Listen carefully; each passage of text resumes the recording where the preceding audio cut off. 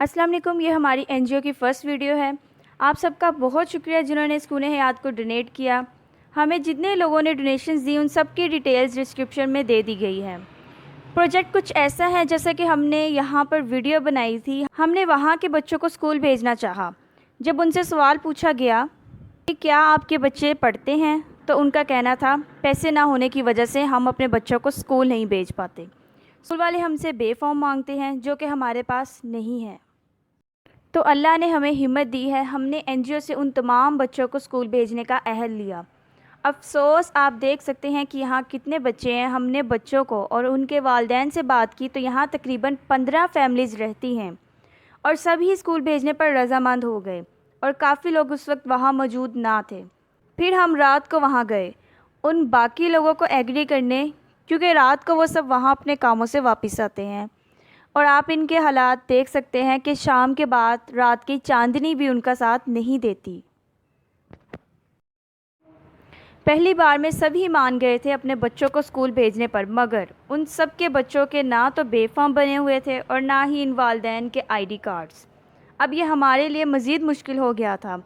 इस जगह के करीब 3 स्कूल थे। मुझे बहुत अफसोस से बताना पड़ रहा है कि 2 स्कूलों ने हमें सीधा रिजेक्ट कर दिया, ये कहकर बेफॉर्म नहीं है तो हम बच्चों को दाखिल नहीं करेंगे। हम बेफॉर्म तो बना देते मगर पेरेंट्स में से किसी एक का आईडी कार्ड का होना ज़रूरी था और वो भी इनके पास ना थे। पहले आईडी कार्ड्स बनाते, फिर बेफॉर्म, फिर कहीं जाकर बच्चे शायद स्कूल जा पाते। मुझे ये बहुत अफसोस से कहना पड़ रहा है कि आखिर कब तक हम पाकिस्तान की आवाम को 22 करोड़ की गिनती में ही रखेंगे और इन लोगों का अंदराज कौन करवाएगा। क्या हमारे मुल्क में एक ऐसा लॉ नहीं होना चाहिए कि हुकूमत खुद इस तरह के लोगों के आईडी कार्ड्स बनाए, बच्चों के बेफाम बनाए। पता नहीं आखिर कितनी अवाम होगी जिनका अंदराज अभी हुकूमत के घर में नहीं है और इसमें हम सब का लॉस है। खैर, फिर हम गवर्नमेंट स्कूल रिसाला, जो कि हमारी आखिरी उम्मीद थी, वहाँ गए और वहाँ के प्रिंसिपल को सारा प्रोसेस बताया कि हम क्या चाहते हैं।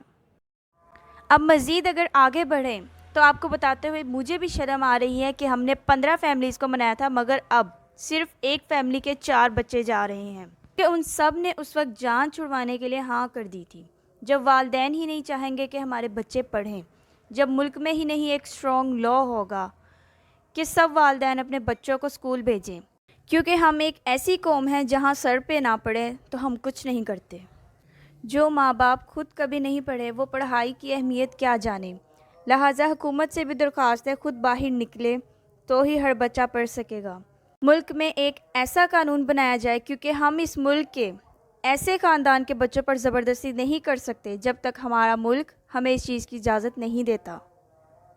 आखिरकार जो एक फैमिली चाहती थी बच्चों को स्कूल भेजना, हमने वहाँ उनके नाम वगैरह लिखवाए, उन्हें बच्चों को स्कूल बैग्स और किताबें वगैरह दी और अगले दिन ही इनके यूनिफॉर्म का साइज़ लेकर इन्हें स्कूल भेजा। आखिर वो दिन आ ही गया जब बच्चों ने स्कूल देखा एक अलग नज़र से। चलिए आपको यहाँ के प्रिंसिपल के साथ लिया गया इंटरव्यू सुनाते हैं। बिस्मिल्लाहिर्रहमानिर्रहीम। मेरा नाम मोहम्मद बशीर है। मैं इस एमसी प्राइमरी स्कूल साला नंबर 12 में बतौर हेड टीचर काम कर रहा हूँ। तकरीबन मैं इधर 91 से पढ़ा रहा हूँ। यहाँ के लोग बड़े अच्छे लोग हैं, बच्चों को पढ़ाना चाहते हैं, लेकिन कुछ माली हालात की वजह से नहीं पढ़ा सकते। तो इसके लिए ये हमारे व्यूवर हैं जो जिन्होंने ये कोशिश किया है और हमारे दाखिले को पूरा करने में, बच्चों को लाने में, उन्हें फैसिलिटेट करने में और उनकी माली इमदाद करने में बड़ी मदद की है, जिसकी वजह से हमारे स्कूल में काफ़ी बच्चे दाखिल हुए हैं। इन्होंने उनको यूनिफॉर्म, शूज़, बुक्स, कापीज़ वगैरह मुहैया की हैं। मैं इनका बड़ा शुक्रगुज़ार हूँ और उन्होंने हमारे साथ भरपूर तावन किया है। मुझे नहीं पता ये किस लिए कर रहे हैं, लेकिन ये काम बहुत अच्छा है। दूसरी बात ये है कि जो बच्चे ये लाए हैं वो दूसरे स्कूलों में उनको लेके गए हैं। उन्होंने कहा है कि बेफाम के बगैर ये बच्चे दाखिल नहीं हो सकते। गवर्नमेंट ने ये ला निकाला था कि बेफाम के साथ बच्चे दाखिल करें, लेकिन बाद में उन्होंने कुछ राय दे दिया है और बच्चे अब अल्हम्दुलिल्लाह बेफाम के बगैर भी दाखिल हो रहे हैं। हम भी इनके साथ कोऑपरेट कर रहे हैं, ये भी हमारे साथ कोऑपरेट कर रहे हैं। तो मेरा पैगाम है कि जो बच्चे स्कूलों में जा रहे हैं या स्कूलों में बैठे हैं वैसे ही दाखिले के बगैर, वो तमाम उस्ताज़ा से मेरी अपील है कि वो बेफाम के बगैर भी एंटर हो रहे हैं। और उनको एंटर करें ताकि उनका तालीमी हर्ज ना हो और माशरे में तालीम फैले। ये काम हम सबको करना चाहिए, लेकिन इनकी मेहरबानी है, ये हमारे साथ आई हैं और इन्होंने डोर टू डोर जाके काफ़ी बच्चों को हमारे स्कूल में दाखिल करवाया है। सर, आप हमें बताएं कि जो बच्चे हम लाए हैं वो कैसा पढ़ रहे हैं? वो बच्चे कुछ एजेड हैं, लेकिन हमने उनको क्लास वाइज एडजस्ट कर लिया है और वो अच्छा पढ़ रहे हैं और रेगुलर आ भी रहे हैं। आपके तावन से उनके वालिदैन भी बड़े मुस्तफ़ीद हुए हैं और वो चाहते हैं कि हमारे बच्चे पढ़ें। हम भी उनको बड़े गौर से पढ़ा रहे हैं, वो बहुत अच्छा पढ़ रहे हैं और रेगुलर हैं।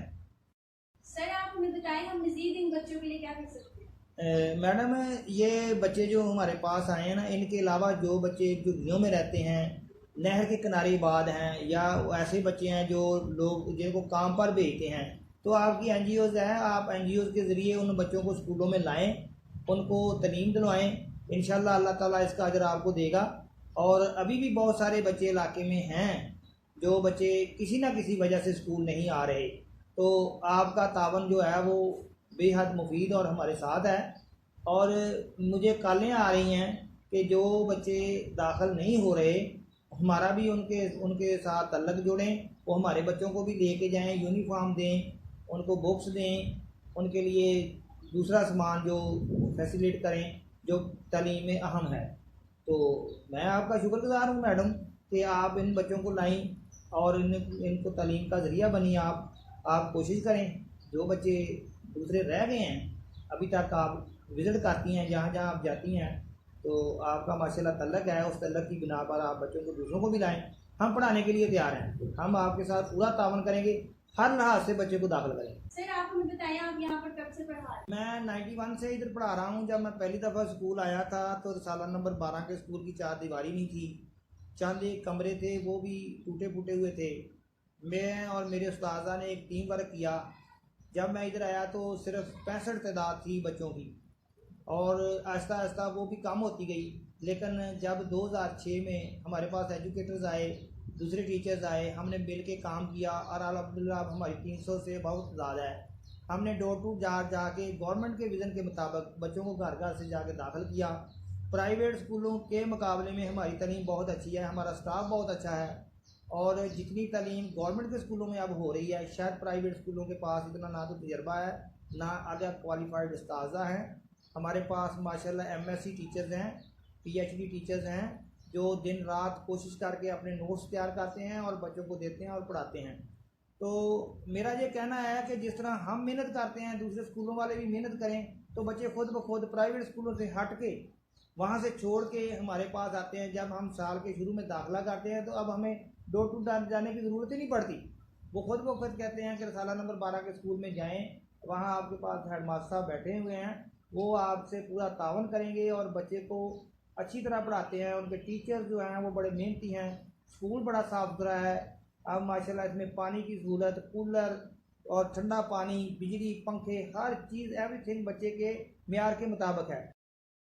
ये सब आप लोगों की बदौलत है, और अब यही बच्चे हमारे बच्चे पढ़ेंगे और इंशाल्लाह मुल्क का नाम रोशन करेंगे। आप लोग सुकून हयात को डोनेट करते रहें, इंशाल्लाह अब हकदार को उसका हक मिलेगा।